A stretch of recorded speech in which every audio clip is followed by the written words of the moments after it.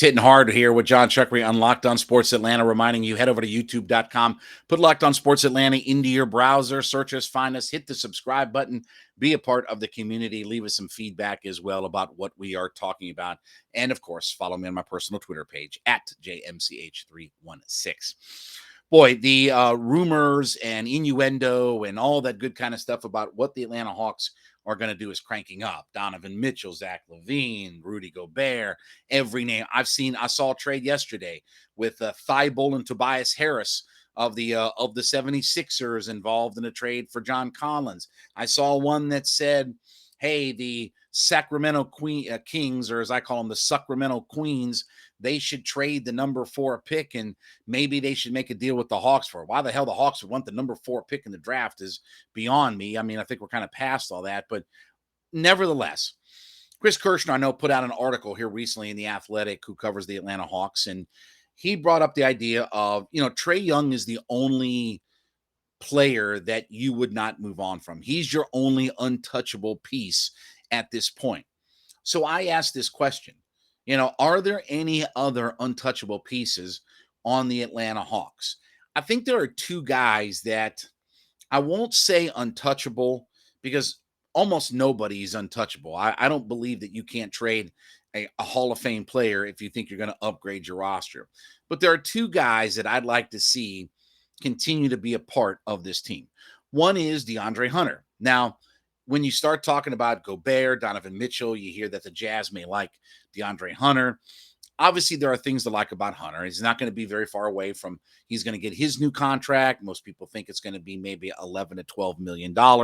And that if you pay him more than that, maybe you're overpaying for him. But I still want to give DeAndre Hunter a chance. The number 4 pick in the draft a few years ago at this point. And obviously, he is your best defensive wing player. I don't think there's much doubt about that. Now, is he Scottie Pippen? No. I know people like to think he's Scottie Pippen, but he's not quite there yet, defensively. But he is. And look, he came out of college as the best defensive player coming into the draft. He was the defensive player of the year in college at Virginia when they won the national championship. He was a terrific, defensive player. I think the combination of where he plays and the idea of getting his offense and defense together. You saw in that final game against the Miami Heat when he had to take over a bigger offensive role. He was outstanding. Now, I know we said the same thing. Well, no, you all said the same thing about Cam Reddish, about, oh, look, see what he's able to do. He can build off this and that. Okay, I wasn't sold on Cam Reddish, never was. And my producer, Jarvis Davis, will tell you about all the flack I got for that. But that's another discussion. We don't have to talk about how right I was about all that. But anyway, DeAndre Hunter is a guy that I very much I do think has upside to him. And I'd hate to give up on him right now as you hoping that he can turn the corner, because this team needs defensive help. They need some star power. They need some offensive firepower. I think Hunter can fill a few of those roles. And I think it's one of those situations where, because his contract is not going to be real big, he's not ready to be some kind of max player or anything like that in his second deal, I think that teams like what he can bring without having to overpay him, right? If you're talking about $11, $12 million in the NFL or in the NBA, with all due respect, that's chicken feed. If I have a guy who can be 16 points, 7 boards, play outstanding defense, that's chicken feed, $11 or $12 million. Sometimes you have to pay $35, $40 million for one of those kinds of guys. So I think that's what makes teams covet him, is just he hasn't fulfilled all of his potential, and maybe he's about to turn that corner. So I would be hesitant for the Hawks to give up on him just yet. And the only other guy that honestly, if you told me the Hawks got rid of, and I know this is going to sound crazy, but is Onyeka Okongwu. I don't know what his upside is. I don't know how good of a player Okongwu can be, but in a worst case scenario, if you told me that he comes in to be my backup center, and obviously for right now, he backs up Clint Capella, can Okongwu be a 75 game starter in the NBA and play 35, 37 minutes a night? I don't know. I mean, when you start doing that to guys, you get those guys exposed in a pretty quick manner. So I don't know if he's ready to be that or not, but I do like the energy. I do like some of the defensive presence. I do like some of the rebounding and low post play that he brings. And we definitely saw Okongwu take a big step forward, especially from his rookie year, right? I mean, literally, he was 9 minutes a night in his rookie year and just at times looked like he was lost. Now, he had some moments here or there where he looked pretty good, but we saw a lot more of that this past season. And if you're trying to keep Capella fresh, who is a guy that has some injury issues and obviously is a big guy, it's hard at times keep him healthy. We saw the beginning of the season. We saw in the playoff run, right? He's one of those guys. Now, the playoff thing was a freakish thing where a guy fell into his knee and all that kind of stuff. But my point is, if you want a guy, if you want to kind of start to change up that minutes structure a little bit, I bring Capella's minutes down a little bit. I bring Okongwu's minutes up a little bit. I could definitely see doing that. Well, obviously, if he's not here, that's going to make it difficult. And I think he gives you enough defensive presence, and I think he can give you enough low post play, and I think he can give you enough just, if nothing else, junk points. Can he offensive rebound, get a putback, an alley-oop here, this, that, okay. He could probably find enough ways to be efficient for you on the offensive and defensive end. So I'd hate to give him up this early on in his career.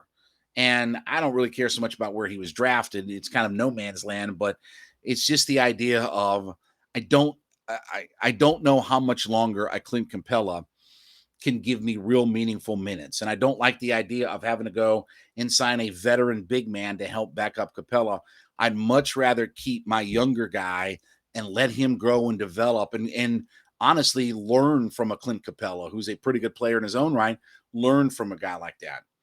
So for me, yes, I'm on board with the idea of Trae Young being the untouchable piece. Although I know there are people out there, believe it or not, and I've seen it on my Twitter page that disagree with the idea of Trae being untouchable. But okay, I won't even get into all that. We ain't got enough time for it to get into all that. But anyway, Trae is untouchable, but I would hate to see them give up on Hunter and Okongwu just yet. If you told me Collins, Bogey, Gallinari, Capella, any mix and match of all of that, then I'd feel pretty good, and I'm not so much concerned about that. The only way that I think I would move on from Okongwu or from DeAndre Hunter is if I'm going to get a real true superstar.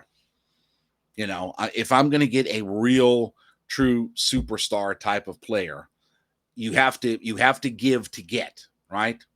And I'm not even sure. Like, it would probably even have to be Donovan Mitchell as a starting point. How about that? Like, you'd have to start with a Donovan Mitchell and go up from there. Mitchell, maybe Bradley Beal, somebody that is going up toward the top. I'm not doing John Wall or something like that. I'm not doing even Karl Anthony Towns.